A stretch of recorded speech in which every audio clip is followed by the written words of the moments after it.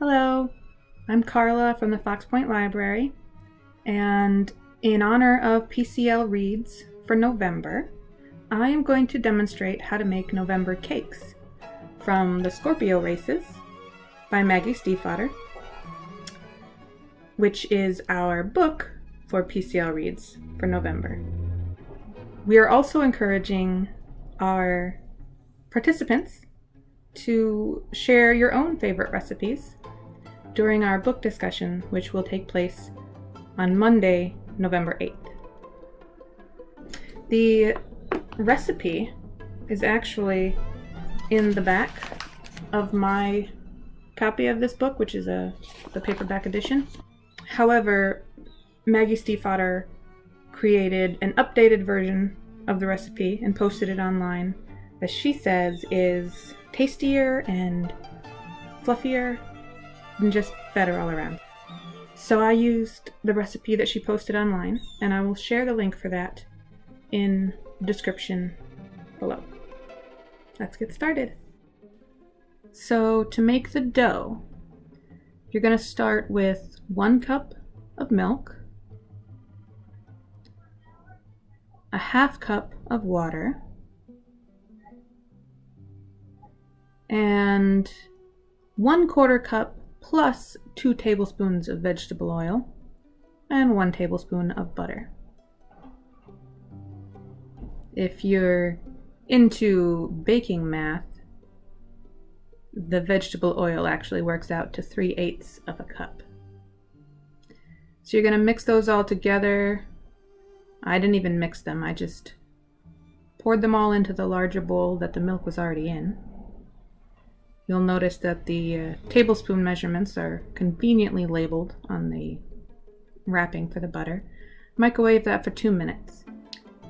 While it's in the microwave, you can start on the dry ingredients, starting with 1.5 cups of flour, 3 tablespoons of sugar, and I also have my 1.5 teaspoons of salt in there.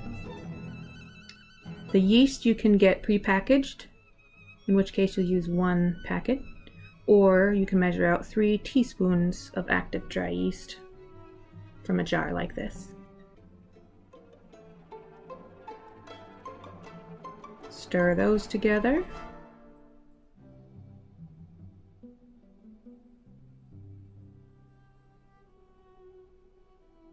Now that the wet ingredients are heated up, stir those together. I'm using a whisk, making sure the butter is melted thoroughly into there. Now this is pretty hot.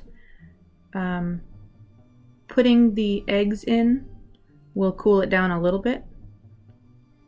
I still recommend checking the temperature because, if you didn't know, yeast requires a certain temperature range in order to work properly.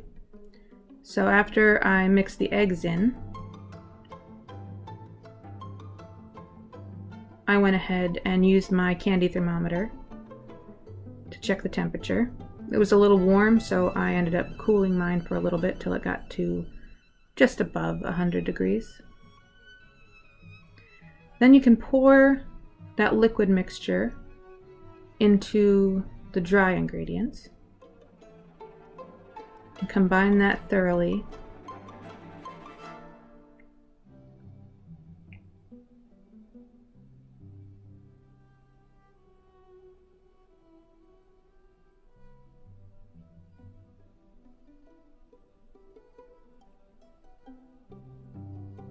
Once that's mixed up, then you can add 1 cup at a time your remaining 2 cups of flour. I ended up switching from the whisk to the wooden spoon to do the last bit of stirring as it was getting thicker. However, it does not get as thick as what you might expect bread dough to get.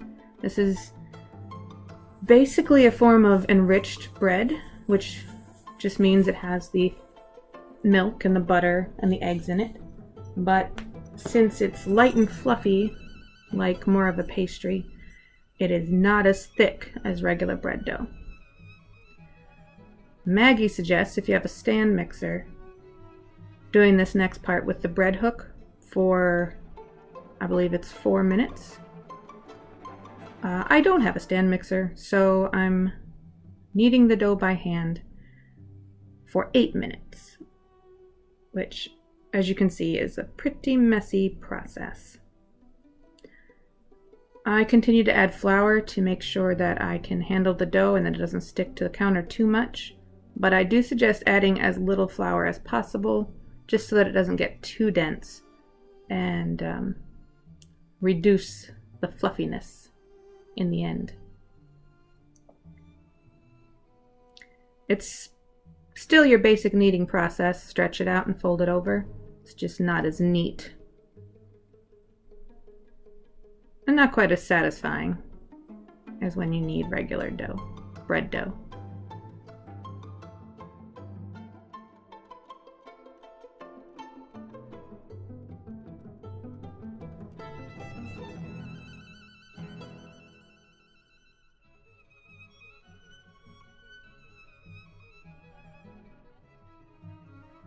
You're going to grease and flour a clean mixing bowl. Make sure it's nice and big, because this dough will get much more voluminous than it is now.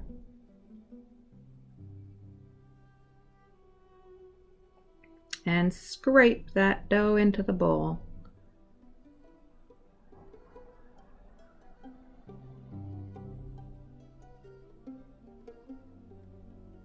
I just sort of pat it down so it's all nice and, well, as smooth as it can get. Still pretty gloopy, but that's fine. Then you're going to cover it with a towel and let it rise for 1 hour in a warm place. Maggie suggests preheating your oven to 100 degrees, and make sure you turn it off so as not to catch the towel on fire, and stick the bowl in there.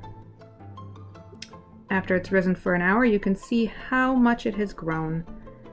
It is a nice, fluffy ball of dough now. But we're going to go ahead and defluff it by pouring it out onto a floured surface and then rolling it into a 12-inch by 20-inch rectangle. I did not measure it. I just estimated, which is how Maggie does it too. The filling, which is going to be smeared all over, is just 3 tablespoons of butter, which again you can melt in the microwave. And once that's melted, add a 1/4 teaspoon of orange extract. This is the 3rd time I've made this, so I noticed the orange wasn't as prominent as I thought it should be, so I went ahead and added a little bit more. Just mix that together and smear it all over that dough. I tried to get it as close to the edges as I could. And then roll it up nice and tight.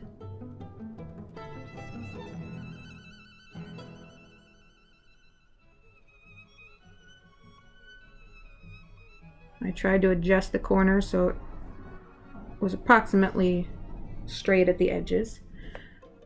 Then with a nice sharp knife, cut the roll into 12 even pieces, which, if you are doing the math, works out to about 1 inch.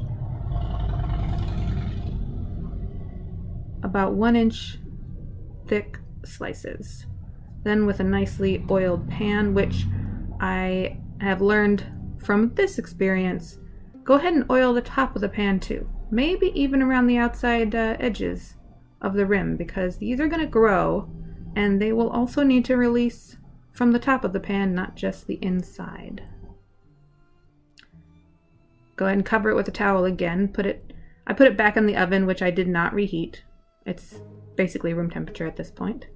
Rise for 30 minutes. And you can see they get nice and puffy on the top. Then you just bake them for 14 minutes. And I have never adjusted that time. I take Maggie's word for it. And they come out lovely the 3 times I've done this. tip them out onto the pan. These actually did get a little bit scorched on the outside because this particular oven was very tiny. The glaze starts with 3/4 cups of brown sugar. And I haven't turned the heat on yet. I'm going to get the ingredients in there before I start the heat. Then we have 1/2 cup of honey, which is very satisfying to drizzle out over the brown sugar. And 8 tablespoons or an entire stick of butter. I also had my heat a little bit higher than I was supposed to on this, but the glaze turned out fine. So get that to a nice rolling boil and stir for 2 minutes. Then make sure to turn the heat off before adding 2 tablespoons of heavy whipping cream and a 1/2 teaspoon of vanilla extract.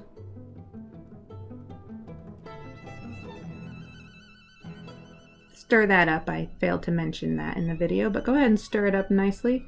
And it's still going to be pretty thin, easy to drizzle over the tops of all those rolls, but it will get a lot gooier as it cools. Now the icing is just 1 tablespoon of melted butter, 1/2 cup of powdered sugar, and a tablespoon of water, which I did not measure very carefully, so I ended up having to add more powdered sugar so it was thick enough to drizzle over the rolls. Unfortunately, I lost the video footage of drizzling the icing over the glazed rolls, so I can't show you that, but I think you can picture it. I will say that the longer you let the glaze cool, the more defined the zigzag lines of the icing will be over top of it. Otherwise, if it's warm, it'll sort of melt into the glaze, which is still delicious, but a little less pretty. So I hope you found this useful and perhaps inspiring to make these yourself. They're a little bit complicated. There are several steps. But really, if you follow the recipe, you can't really go wrong. So thanks for watching, and hopefully we will see you on November 8th for PCL Reads. Bye.